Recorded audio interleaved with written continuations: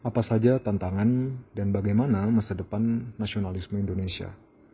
Benedict Anderson tahun 1999 berargumen bahwa konsep nasionalisme merupakan suatu proyek bersama untuk masa kini dan untuk masa depan. Oleh karena itu, gagasan nasionalisme perlu diperjuangkan oleh setiap generasi tua, generasi muda, dan juga oleh generasi yang akan datang. Terkait dengan itu, yang menjadi pertanyaan menurut Anderson adalah apakah gagasan mengenai proyek bersama ini bisa tertanam pada jiwa-jiwa warga negara Indonesia. Kalau menurutnya, hal ini hanya bisa tercapai apabila bangsa kita mau terbuka dan mau menerima berbagai keberagaman dan kompleksitas sosial yang ada di Indonesia. Nah, inilah yang menjadi salah satu tantangan yang kita miliki, bahwa masyarakat Indonesia adalah masyarakat yang kompleks, secara horizontal dan juga secara vertikal. Secara horizontal, penduduk Indonesia sendiri terdiri dari sekitar 270,2 juta jiwa yang tersebar secara geografis dalam 34 provinsi dari Merauke sampai Sabang. Masyarakat Indonesia ini terdiri dari berbagai kelompok etnis yang memiliki identitas budaya, bahasa, agama, kepercayaan, dan juga kehidupan sosial yang beragam. Sementara itu, secara vertikal, masyarakat Indonesia terstratifikasi secara sosial, ekonomi, dan politik.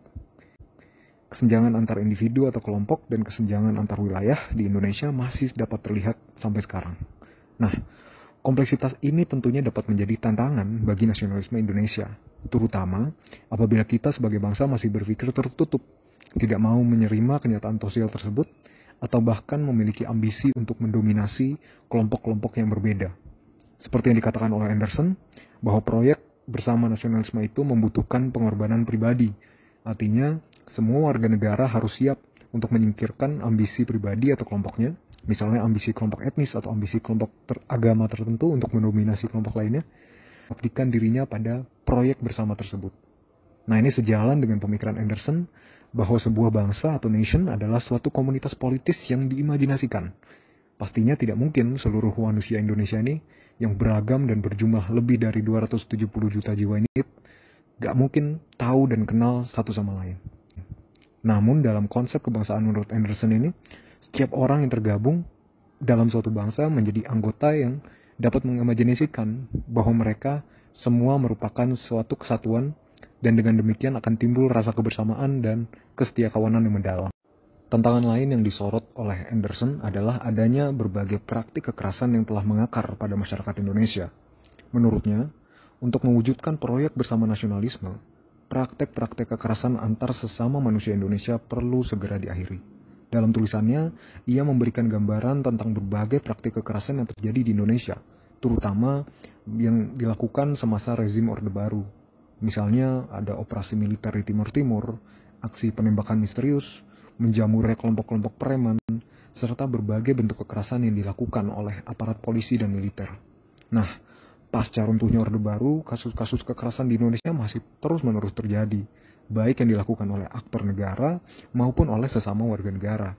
Misalnya, sejak Juni 2020 hingga Mei 2021, lalu tercatat ada 651 kasus kekerasan yang dilakukan oleh polisi, yang mengakibatkan 13 orang meninggal dan 98 orang luka-luka.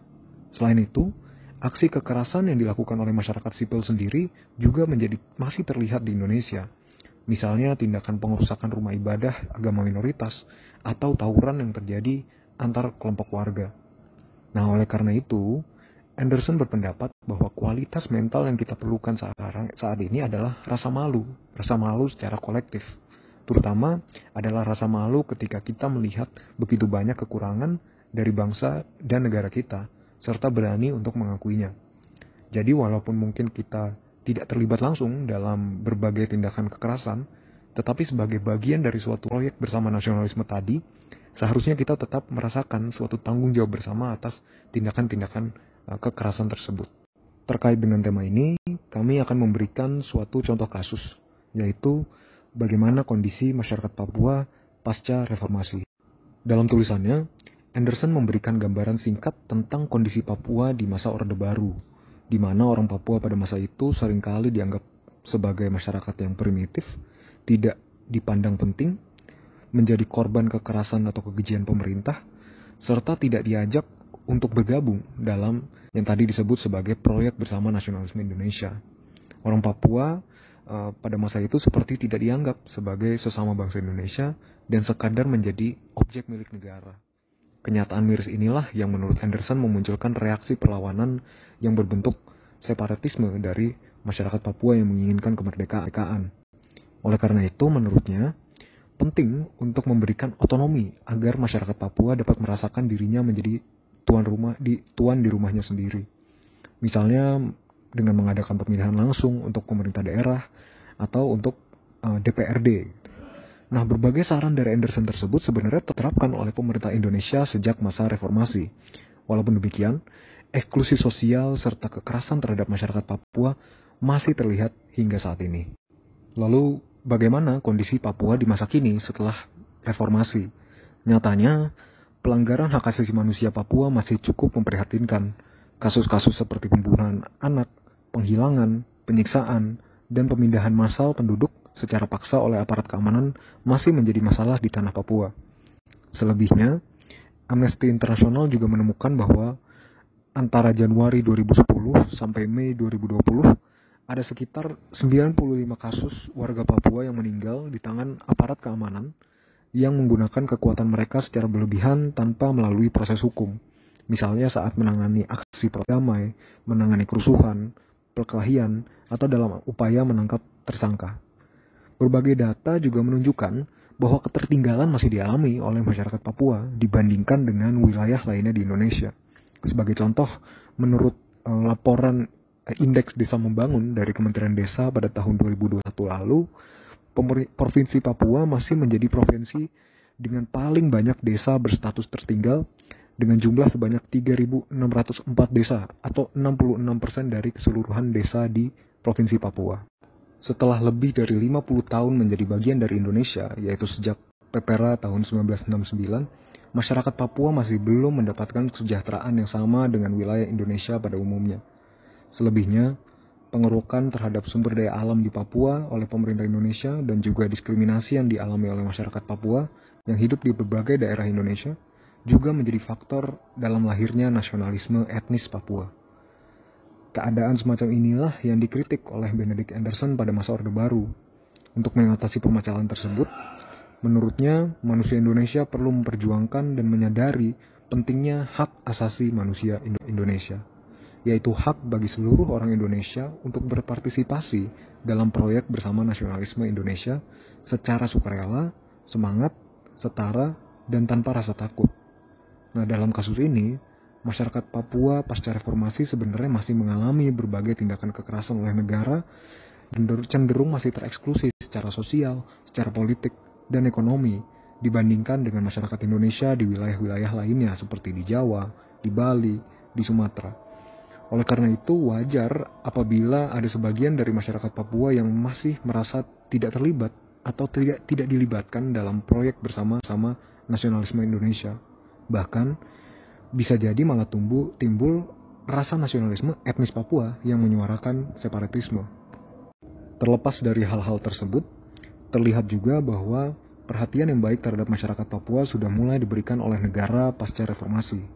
Misalnya, kebijakan membangun Indonesia dari pinggiran yang dicanangkan oleh pemerintahan Joko Widodo telah menghasilkan berbagai perubahan bagi masyarakat Papua dan mulai menyetarakan Papua dengan wilayah lainnya di Indonesia, terutama dalam hal ketersediaan infrastruktur fisik.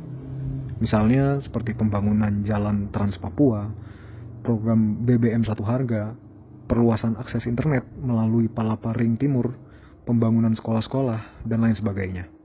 Setelah itu, pada tahun 2022 ini, Komnas HAM mulai menargetkan dilakukannya dialog damai antara pemerintah Indonesia dengan warga asli Papua, beserta perwakilan dari masyarakat, tokoh-tokoh gereja, tokoh adat, serta perwakilan dari organisasi Papua Merdeka. Komnas HAM sendiri yang rencananya akan menjadi mediator dari proses dialog tersebut. Nah, upaya-upaya semacam ini dapat kita lihat sebenarnya sebagai suatu usaha yang baik untuk semakin mengikutsertakan masyarakat Papua dalam yang tadi disebut sebagai proyek bersama nasionalisme Indonesia. Sebagai kesimpulan, menurut Benedict Anderson, nasionalisme adalah suatu proyek bersama untuk masa kini dan untuk masa depan. Walaupun tidak terlepas dari suatu konteks kesejarahan masyarakat, nasionalisme bukan sekedar sesuatu yang diwariskan oleh nenek moyang. Nasionalisme merupakan suatu proses dalam diri orang-orang dengan ikatan emosional dan solidaritas yang kuat, meskipun mereka tidak pernah saling mengenal atau saling bertemu dengan semuanya satu sama lain. Nah, sebagai sebuah proses, nasionalisme perlu diperjuangkan oleh setiap generasi tua, generasi muda, dan juga generasi yang akan datang. Dan dalam prosesnya, proyek bersama nasionalisme Indonesia ini tentunya akan mengalami berbagai tantangan. Di antaranya adalah kompleksitas dari masyarakat Indonesia sendiri, serta berbagai praktik kekerasan yang telah mengakar pada masyarakat Indonesia.